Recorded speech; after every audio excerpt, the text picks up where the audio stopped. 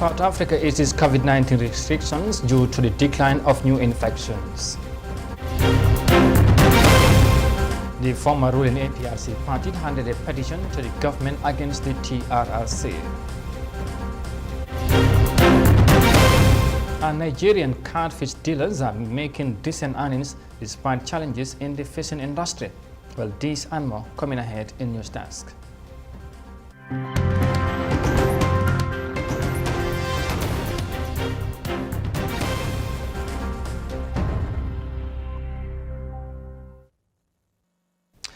Many thanks for joining us. This is iAfrica TV.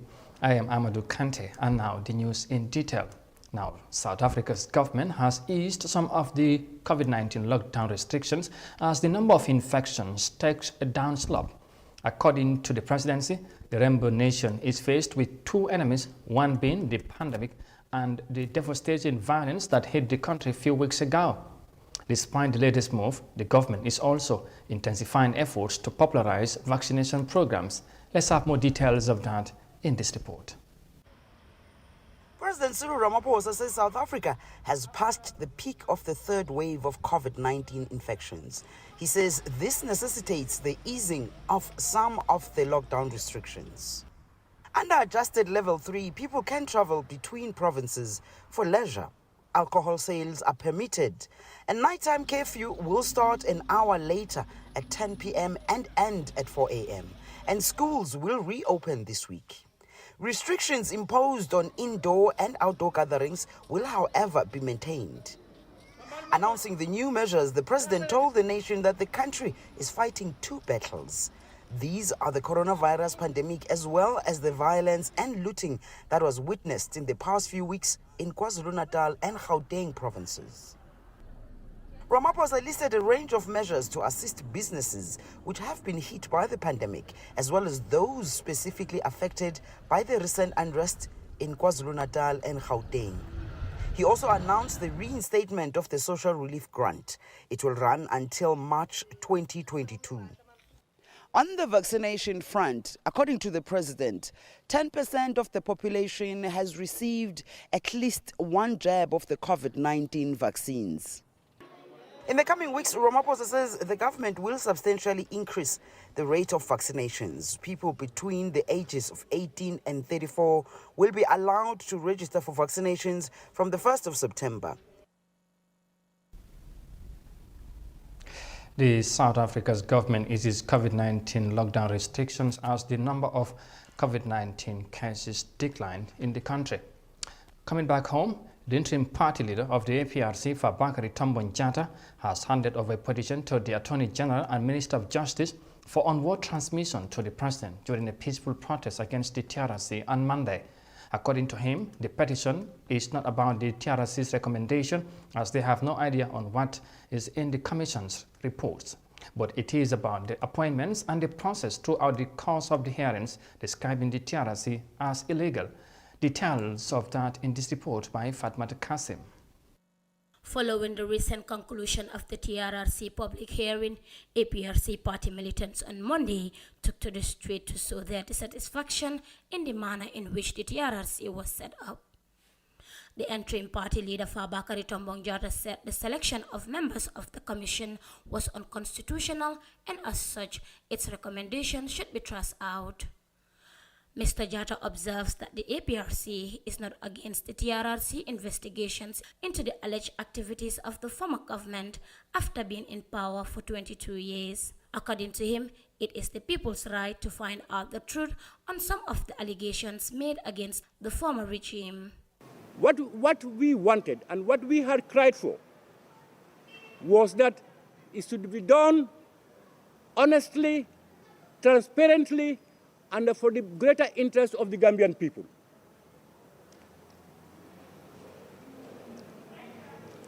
I am sure most of you will agree with me that from the onset, the whole process of the TRRC has been compromised. Decisions had already been reached, an institution created to justify those judgments given by a clique of people in this country. So as I said, we don't want to preempt before His Excellency receives the petition. But I will just give you an insight into what we think are flaws in the whole process, to the extent that we believe that the TRRC report, when it comes out, should be in the waste paper basket, just like the CRRC report on the Constitution. Jada said the 1997 Constitution guides any operation of government, arguing that the supreme law of the land can't be mortgaged or be compromised because it is not owned by any individual. He also challenged the legality of the appointment of Dr. Lamin Sise as chairman of the TRRC. If we refer to Section 201 of the 1997 Constitution, it made it clear who can be appointed into a commission of inquiry and who should chair a commission of inquiry, whether it's a one-man commission or more than two people. And from all our investigations and informations, Dr. Lamin Sise, with all his expertise and experience, is not qualified among many qualified people to take up that responsibility. It says, it provides that a person shall not be appointed chairperson of a commission of inquiry unless A, he or she has been a judge of a superior court, whether in the Gambia or outside. B, he or she is qualified to be appointed a judge of a superior court. The former ruling party demanded the government to listen to their concerns and conduct an investigation in the matter. In the petition, because of the flaws in violation of the Constitution, and any law that is in violation of the Constitution, to that extent, is null and void. And therefore, because they were illegal appointments,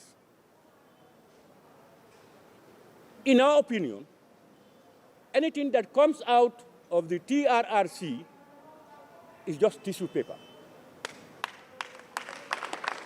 And therefore, we demand government to listen to our perspective, find out, and do just that. The peaceful demonstration included the handing over of the petition to the government against the Truth, Reconciliation and Reparation Commission. Receiving the petition on behalf of the President, Hussein Tomasi, Solicitor General, commended the APRC for the manner they went about presenting the petition, saying it was peaceful. The TRRC was instituted in 2017 by the Barrow administration to investigate into the alleged human rights violation committed by the former regime under the leadership of exiled former Yahya Jammeh. Reporting for iAfrica News, I am Fatoumata Kasim. The TRRC, of course, the TRRC is there. As you heard that report, there has been questions by the APRC party, and from that report there by Fatoumata Kasim, will move on. Now, Ethiopia has registered a significant increase in the country's exports trade dealings, according to a report by the Ministry of Trade. The East African country's trade success recorded this year is mainly from the agriculture and mining sectors, leaving authorities pleased with the breakthrough. Dealers in the country's coffee industry were also impressed with the huge recorded success. Let's have more details of that in this report. According to reports from the Ethiopian Ministry of Trade, the country had planned to earn $4.1 billion from export trade and achieved an 88% return as it ranked in $3.62 billion. Agriculture, mining and industry sectors were the key performers during the period which ended in June. This year, we have registered the highest export trade success. This is also the highest value we have ever recorded in the sector. 88% of our goal has been achieved. Compared to last year, it's a growth of 19.5%.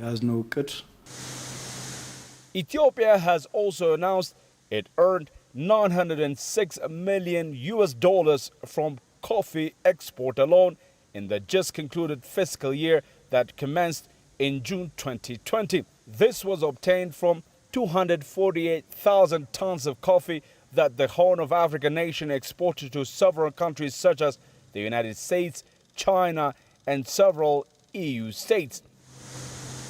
Ethiopian coffee exporters have expressed their satisfaction with the performance of the commodity. Our performance this year is remarkable.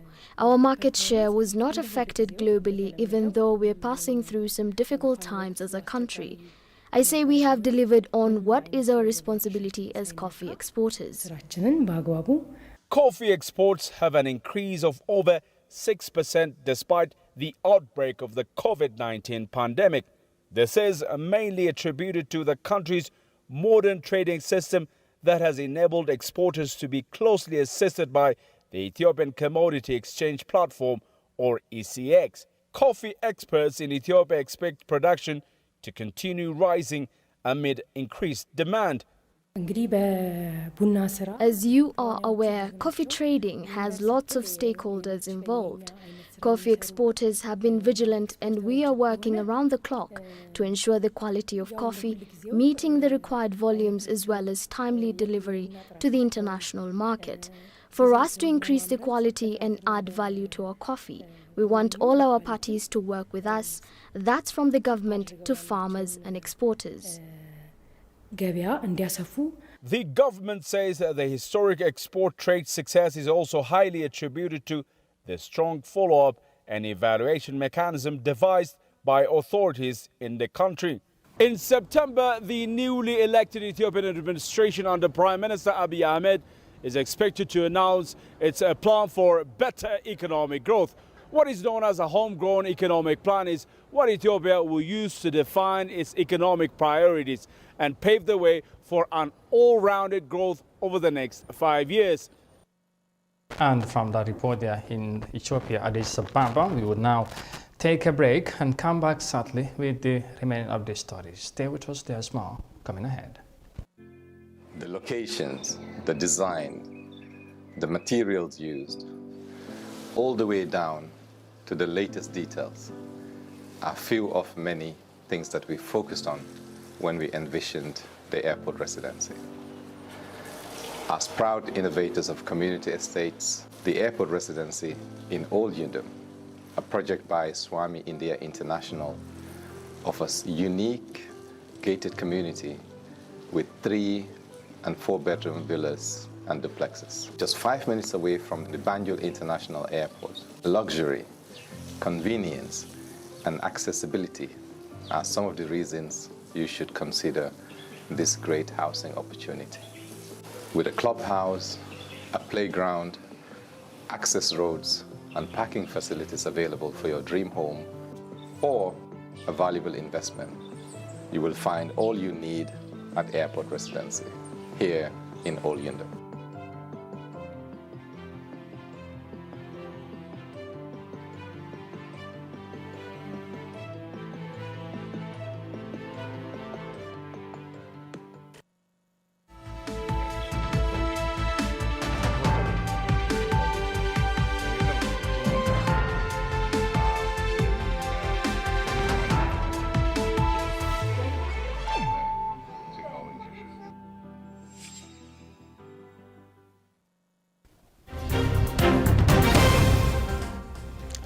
Welcome back, and this is iAfrica TV, and once again many thanks for joining us. Now, the Gambia Police Force on Monday began its operation to clear the street within the Greater Banjul area and the West Coast region. The move, according to the police spokesperson, is to sanitize the roads of all unwarranted obstruction to the pathways. Our reporter Binta Jallo was on the ground, and she now tells us more. This sanitized operation is expected to affect individuals who have derelict vehicles on the side of the roads, and business places such as mechanic garages and shops that sell tires along different highways, causing obstruction on the flow of traffic. The police kickstarts its operation in Brikama in the West Coast region, where all streets within the region and beyond is expected to be cleared. An initial announcement from the Gambia Police Force had encouraged the public to comply with its new initiated operation of clearing the roads. The Public Relations Officer of the Gambia Police Force, Superintendent Lamin Jai, advised the affected people to desist from such acts. One very vital information that we want to put across, especially regarding this operation, is the fact that we want it to be sustainable. And that is, once we remove or clear the road, we want to appeal to the general public, especially those who are affected, to ensure that they don't return to these places. We have had several informations around, say, oh, you know, police will remove these things, but tomorrow or next tomorrow, people will come back again and continue. But as you can see today, we have cleared this whole area here used to be occupied by vendors and so, but today we have ensured that none of these vendors are around here. But we will also move to ensure that places that need to be demolished, that's why you have these heavy machines here as well. And so all those things will be done. But most importantly, we want the general public to ensure that when we removed or when you are affected, you don't come back to this place, because if you do, there will be consequences, because we will prosecute people and there will be penalties attached to it. Bakari Mani from the National Road Authority stated that people cannot use roads as markets or garages. We are the custodians of the roads, all roads and bridges in this country. And of course, it is our mandate and our responsibility to see to that the roads are free from obstruction. This is another way of maintaining, since our primary responsibility lies on maintaining the roads that we build. You will all bear with us. The National Roads Authority, we build roads, and of course we are maintaining it, but our main obstacle, our main problems are our roads has been torn into markets, workshops, and all kind of businesses. People live in their premises, their business centers, using the roads as their business centers. That cannot be allowed. First of all, we mainly spoke to the truck drivers and truckers along the turntable area who are equally affected by this, are going to be affected by this operation. So what their main concern was, they are not, of course, denying the fact that where they are is obstruction, and of course where they are not supposed to be there. But then what they are also complaining of is that before the police will remove them out of where they are, and this is where they are earning their daily meal, what they would like the government to do for them is to give them a place where they are going to, of course, move to. The frequent traffic jam with lack of proper road networking in the country has triggered strong concerns among Gambian citizens, considering the huge economic losses it caused to the West African nation. For iAfrican News, Binta Jallo. The Gambia Police Force, they are starting a new operations to clear the roads within and around the Greater Banjul area and the West Coast region. Finally, for now, in this news edition, in Nigeria we go next, because catfish farmers in Nigeria are making gains in the fishing industry despite challenges posed by the COVID-19 pandemic. The growth in catfish business does not, however, enhance a larger scale production of local fish markets. Experts believe that the government needs to focus on capacity building for farmers to boost productivity. Here's more details of that in this report. For over a decade now, Emmanuel Nwosu has been running his catfish farm in Nigeria's capital, Abuja. The huge aquaculture business has been earning him some good profits. The 62-year-old uses the artificial hatchery method he produces and supplies to other farmers.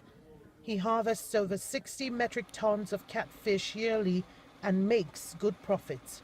If you start from the beginning, in other words, you hatch by yourself, you stock by yourself, you farm by yourself, you sell by yourself, you make more profit. Because by the time the fishes, the hatchery is up to 4 weeks and above, you have not spent up to 10 to 15 naira per one. If you stock from there and begin to feed, you are sure you are going to make more profit. If you are farming yourself, you are sure of making 30% profit. Very sure. Catfish accounts for 80% of Nigeria's aquaculture output.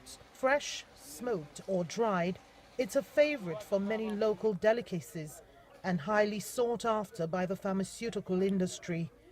Nigerian local fish demand stands at 3.6 million metric tons yearly, but production remains low at 1.1 million metric tons. Been underperformance of the catfish sector in Nigeria, and so we're not able to meet up with our local demand. There is a huge market for catfish production in Nigeria, even in terms of export, in terms of even local consumption.